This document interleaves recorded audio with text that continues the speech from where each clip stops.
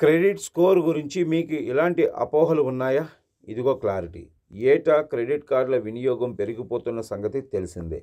ఇక్కడ మనం ముందు ఖర్చు పెట్టి తర్వాత దాదాపు 45 రోజుల వరకు ఎలాంటి వడ్డీ లేకుండా తిరిగి చెల్లించవచ్చు. ఇంకా ఈఎంఐ వెసులుబాటు కూడా ఉంటుంది. ఆన్లైన్ కొనుగోళ్లకు సౌకర్యంగా ఉంటుందని చాలామంది క్రెడిట్ కార్డులను వినియోగిస్తూ ఉంటారు. ఎక్కువగా మెరుగైన క్రెడిట్ స్కోర్ కోసం కొందరు క్రెడిట్ కార్డుల్ని ఒక సాధనంగా కూడా వాడుతుంటారు. అయితే క్రెడిట్ స్కోర్ అనేది ప్రతి ఒక్కరి జీవితంలో చాలా ముఖ్యమైనది. ఎందుకంటే మీకు లోన్ రావాలన్నా, వచ్చిన వడ్డీ రేట్లు తక్కువగా ఉండాలన్నా క్రెడిట్ స్కోర్దే కీలక పాత్ర. ఎవరైనా క్రెడిట్ అవకాశాన్ని మెరుగుపరచుకోవాలంటే అప్పుడు క్రెడిట్ స్కోర్ను అర్థం చేసుకోవడం, దాన్ని సమర్థవంతంగా నిర్వహించడం చాలా అవసరం అవుతుంది. ఈ క్రమంలోనే క్రెడిట్ స్కోర్ అపోహల గురించి తెలుసుకోవాలి. చాలా మంది క్రెడిట్ స్కోరు, సిబిల్ స్కోరు ఒకటేనని భావిస్తూ ఉంటారు. అయితే సిబిల్ ఒక్కటే క్రెడిట్ బ్యూరో కాదు. సిఆర్ఐఎఫ్, ఈక్విఫాక్స్, ఎక్స్పీరియన్ అని చాలానే ఉంటాయి.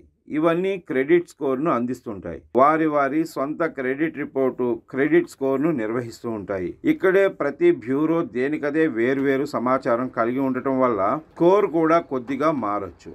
అందుకే క్రెడిట్ స్కోర్ కోసం సిబిల్ను మాత్రమే పరిగణలోకి తీసుకోకుండా బహుళ బ్యూరోల్లో చెక్ చేయటం మేలు. క్రెడిట్ స్కోర్ అనేది కేవలం లోన్ల కోసం మాత్రమే కాకుండా ఇతర విషయాల్లో కూడా తనిఖీ చేస్తున్నారు. లోన్లు లేదా క్రెడిట్ కార్డుల కోసం అప్లై చేసేటప్పుడు క్రెడిట్ స్కోరు చాలా కీలకం.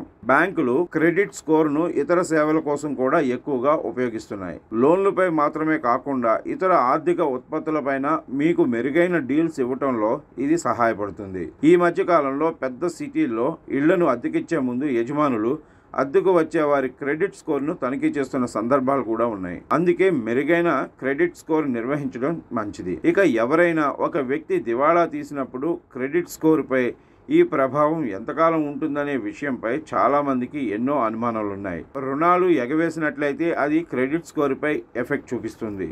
ఇది శాశ్వతం కాకుండా దాదాపు కొన్ని సంవత్సరాలు ఈ ప్రభావం ఉంటుంది. తదుపరి మీరు మీ ఆర్థిక బాధ్యతల్ని సక్రమంగా నిర్వహించినట్లయితే క్రమంగా అది మెరుగవుతుంది. అందుకే రుణగ్రహీతలు నిర్ణీత గడువులోగా చెల్లింపులు చేయటం, కొత్త రుణాల్ని తగ్గించుకోవడం, దీని ద్వారా దివాళా తర్వాత క్రెడిట్ స్కోరు మెరుగుపరుచుకోవచ్చు.